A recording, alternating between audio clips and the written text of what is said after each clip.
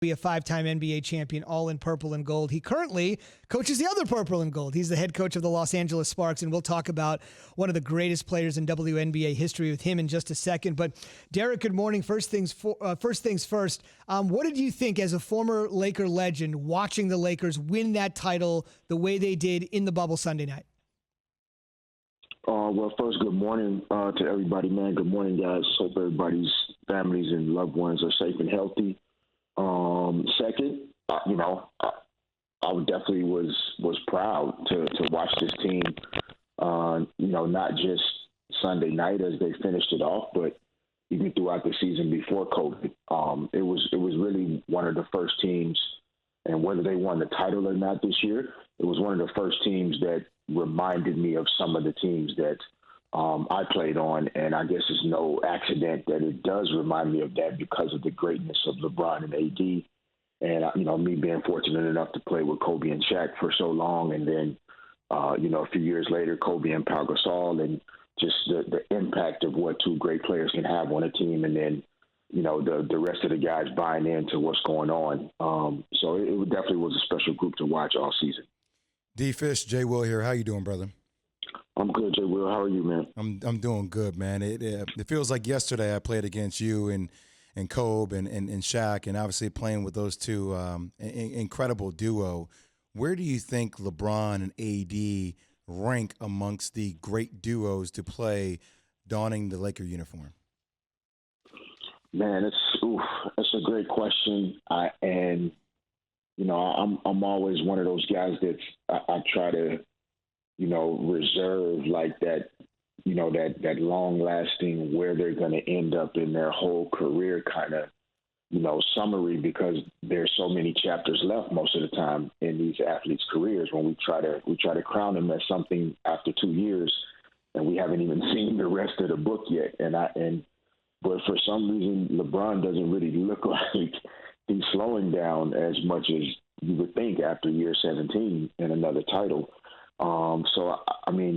They have the chance, at least, I would think, over the next couple of years to compete for another championship or two. But, they're as dominant as any two guys. Like, I know it's a different game. The game is played differently than even when we played it. But what these two guys do statistically, how efficient they both are, the way they physically dominate the game offensively and defensively, I don't know, even Kobe and Shaq, as dominant as they were and our teams were, right? These guys look like they're going to be able to lead their team to multiple championships as well, or at least in contention. And, that's impressive. So I have to tip my cap. We'll see how it goes in the next couple of years, assuming AD stays and they stay together. But these guys are fun to watch together.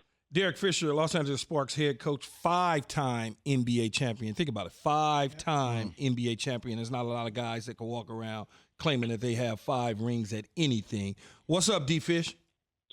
Key, how you doing, man? I'm good, man. Thank you for waking up on that West Coast and joining us.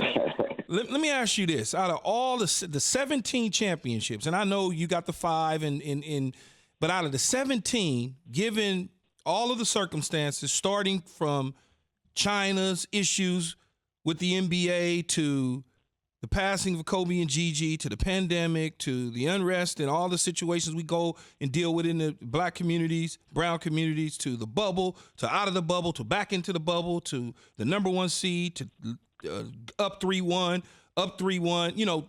Where does this championship in Laker history rank out of those 17? Given all of that.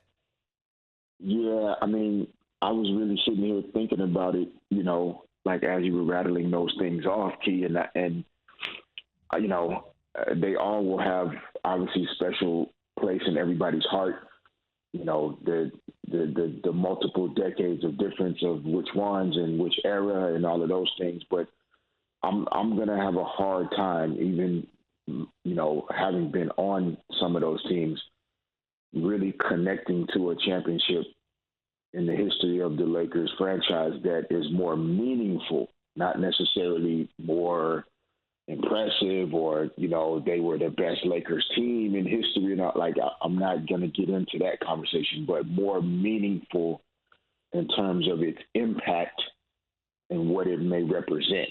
And I think the number one reason for that, in addition to the things you said, was the fact that we lost Kobe this year, and what kind of hole that left in everybody's heart around the world, here in LA, for the sports world, and to have a championship won in the year that we lost somebody that is so meaningful to Lakers history.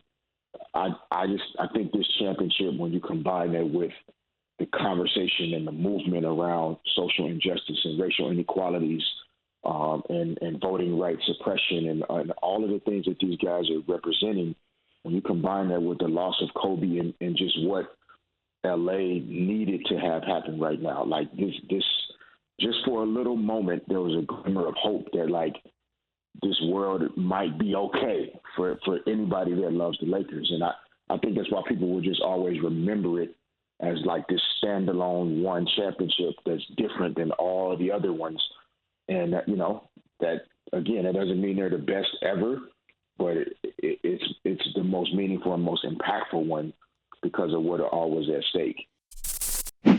Thanks for watching ESPN on YouTube. For live streaming sports and premium content, subscribe to ESPN Plus right now.